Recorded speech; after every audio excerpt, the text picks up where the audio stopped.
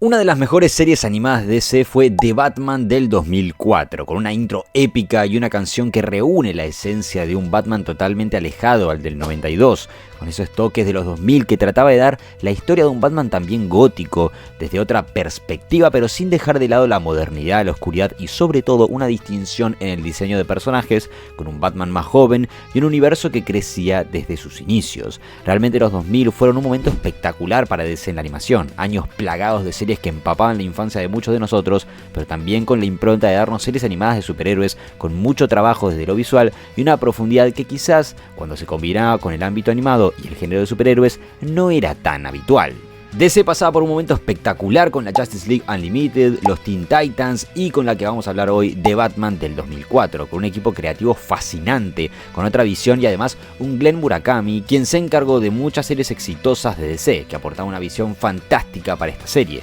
Pero ¿cuál era la idea detrás de ella? ¿Qué la hizo tan única, icónica y hasta muchas veces infravalorada? Uno de los grandes propósitos del equipo creativo fue separarse de los clásicos diseños de la serie del 92. De hecho, principalmente en diseños como el del Mr. Freeze, han confirmado que quisieron separarse totalmente de esa versión, ya que el episodio de Heart of Ice era un clásico que no podían no solo tocar, sino también diferenciarse de ello. Por eso, el diseño de un cristal en vez de un traje mecánico criogénico o con el enfoque al pingüino, que a pesar de no ser tan distinto a lo visto, según el equipo querían enfocarse en su odio a Bruce Wayne más allá de Batman, porque Bruce Wayne sería todo lo que Oswald quiere ser, un joven con dinero, mujeres y un nombre en Gotham. Es decir, con todo ello, ya a partir de sus villanos que introducen en sus primeros capítulos de la serie, quisieron marcar una impronta distintiva de un Batman en sus primeros 3 años, que recién ahora conocería lo que es la simbología de un Batman, de un héroe encapuchado, un vigilante que infunde el miedo, que puede crear otras criaturas excéntricas que inspiren lo contrario para la ciudad. Todo ello con la idea de evocar una animación japonesa, que fue la idea principal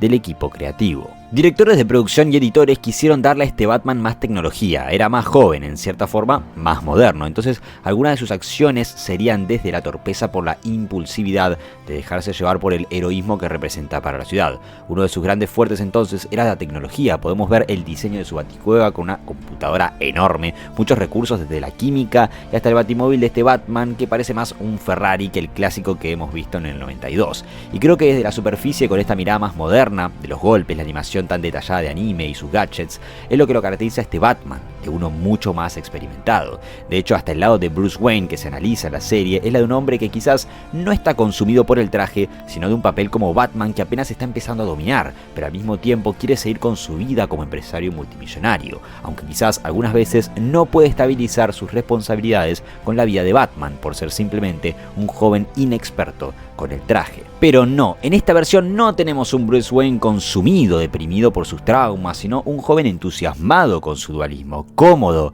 en su represión del trauma y finalmente resolución de calmar el dolor de la tragedia de sus padres. Es un Bruce Wayne que se enfoca en las creaciones detrás de Batman, su tecnología y cuestionando el resurgimiento de villanos peculiares para la ciudad. Duane Capizzi, editor de historia y productor, habló del diseño de Gotham y el macromundo de The Batman del 2004, describiendo que querían con ese cielo rojo y verde por momentos dar la sensación de que la ciudad era un lugar incómodo, que es un lugar dejado en el tiempo, casi medieval con tintes góticos, pero que todo parece una ciudad que ya no es, un cementerio de rascacielos y árboles dejados. Gotham, en definitiva, es una ciudad dejada en el tiempo, pero sin ser distópica, sino como si el tiempo barrió la ciudad como un tren, y en su encanto está esa oscuridad y dejadez que la caracteriza. Y todo ello iba de la mano con el diseño de personajes y la diferencia de enfoque en este Batman. Duane describe todo este ambiente de The Batman como un gran cementerio medieval. Según los diseñadores de producción, el encanto de esta Gotham estaba en el aspecto de una ciudad en lo retorcido de su estilo,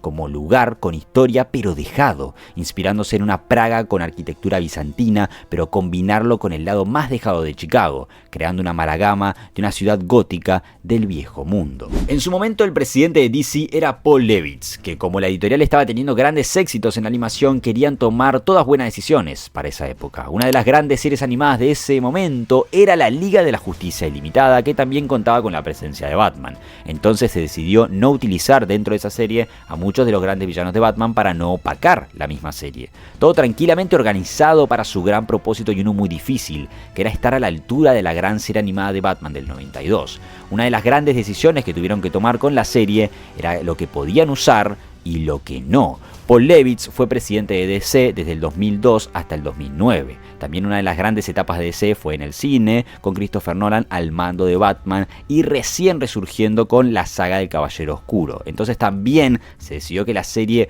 no podía tener a Ra's al Ghul, Scarecrow y Dos Caras, villanos que iban a ser usados por Nolan en la propia saga. De hecho, tampoco dejaron usar a Robin, ya que la serie animada de Teen Titans estaba vigente. Por eso apareció Batgirl antes que Robin para ser sidekick de Bruce Wayne en la serie. Realmente no entiendo este tipo de decisiones porque la gente no era tan tonta como para confundir las versiones y los niños creo que tampoco. Entonces se decidió justamente para no confundir las versiones. Creo que lo más único que tiene la serie y su gran fuerte es el diseño de personajes y la escritura de sus episodios, además de una gran película introducida por el mismo equipo creativo llamada Batman vs Drácula, que iba de la mano con todo lo dicho antes, una excelente animación, guión cumplidor y los villanos que eran lo más fuerte de la serie. Al principio, como se veía en el Pingüino, Joker, Bane y Mr. Freeze, sí que era chocante. De hecho, hasta puedo decir que Bane me parecía un monstruo de Ben 10 y el diseño que le dieron a Riddler me parecía bastante malo, y como adaptación me refiero, pero la oscuridad que había en cada uno de los capítulos y como los villanos daban miedo en cierto punto atraía mucho la atención, le daba un toque místico a este Batman que realmente aterrorizaba, rodeado de una Gotham hostil. Por ejemplo, sin ir más lejos, de niño me daban mucho miedo las dos secuaces del Pingüino con esas garras largas y punzantes. Otros dos personajes que también fueron polémicos eran Ellen Jean y Ethan Bennett, dos detectives que servían como unión a la poca confianza que se le tenía a Batman. Ciertamente extrañaba ese lado del GCPD con Jim Gordon al mando, pero fueron dos personajes creados para la serie que eran agradables. La detective Jean de a poco se iría convenciendo de que Batman era un bien para Gotham y hasta la dinámica entre ellos dos de amor-odio era divertida. Y Ethan era amigo de Bruce Wayne, entonces estaba esa dualidad contrastada en los momentos que estaban juntos y una constante intriga de que su amigo no descubra que Bruce era Batman. Hasta que después se termina convirtiendo en Clayface en un giro dramático pero inesperado para el origen y adaptación de este mítico villano. Dos personajes que fueron criticados como una especie de inclusión forzosa e innecesaria, pero yo siento que al fin y al cabo de eso se trata una adaptación. Y también otro ejemplo de cómo querían creativamente alejarse de lo que ya hemos visto anteriormente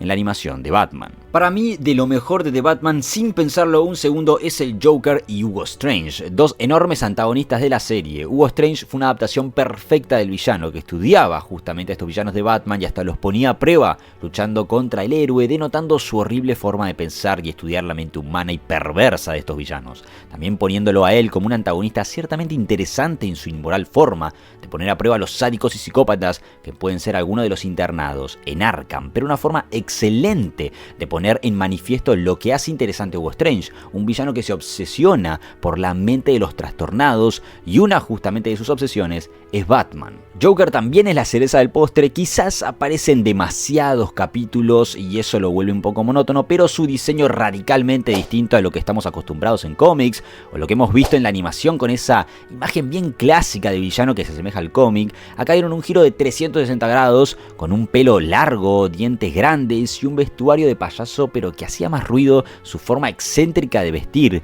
que se relacionaba maravillosamente con una forma hasta retorcida de abordar al personaje, que al principio era raro, pero al final su encanto estaba en esa locura superficial y lo bien escrito que estaba. Les digo, de niño era la versión que más miedo me daba, sobre todo en su primera aparición de la serie, que es hermosa y macabra a la vez, dando una profundidad de curiosidad que tiene un joven Batman a lo que representa una imagen tan perturbadora de lo que es el Joker para Gotham, porque desde todos los sentidos es una némesis total esta versión y justamente Bruce tiene curiosidad enorme por lo que genera el Joker, por el terror que infunde en él y a veces lo desafiante que es en su discurso de estar en contra de Batman. Una adaptación del Joker que, aunque no es memorable, me parece que es bastante única. Lo peor de la serie viene después de su segunda temporada en la introducción de Batgirl, que no es mala pero se termina apoderando de la serie y, como lo dije anteriormente, lo hizo antes que Robin por problemas legales de Warner en querer conservar al personaje en su serie animada de Teen Titans. Y cuando Bárbaro ocupó toda la serie era difícil remontar desde el guión, entonces sí que los episodios para la audiencia se volvieron bastante mediocres y no se sienten frescos como los de las primeras temporadas. Y más allá de que luego cuando de eso se remontó en sus finales de temporada con la introducción de Robin, ya era tarde, porque Warner estaba produciendo Brave and the Bold. Con un estilo de animación diferente, más moderno, pero con la idea de mantener a Batman con personajes de DC al estilo Golden Age, una de las mejores series animadas de superhéroes y sobre todo de DC Comics, pero que lamentablemente terminó de sepultar nuestra de Batman del 2004, ahí es cuando vino Batman Brave and the Bold. Por razones de agenda, de desgaste del equipo creativo con sus últimos episodios, el descontento de la audiencia y las ganas de Warner de impulsar una nueva serie animada de Batman con todos los personajes disponibles para usar, fue también una de las razones de la cual afectó a la serie. Pero otra gran razón fue el llamado Bat Embargo de ese momento, que algunos personajes no se pudieron utilizar y el equipo creativo estaba justamente creativamente acotado por Warner, y en realidad, para tener esos problemas, hicieron una serie bastante a la altura e innovadora,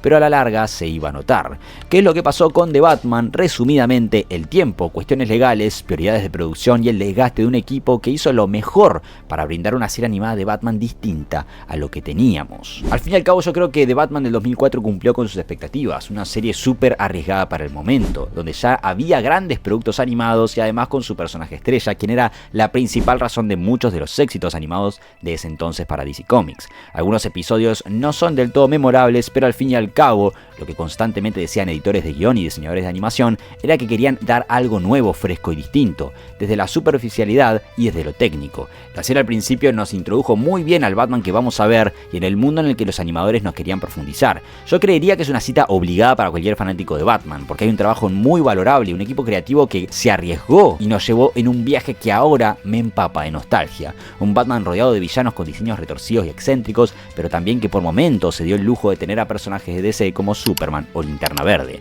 Al fin y al cabo, los problemas legales y los embargos se terminaron llevando a una serie que tenía mucho para dar, pero con una música que me hace viajar a mi infancia. Un Batman con un diseño que me da cierta melancolía y a la vez me encanta. The Batman es una serie que poco se habla y sin embargo creo que cumplió con su cometido. Un Batman infravalorado, pero jamás olvidado.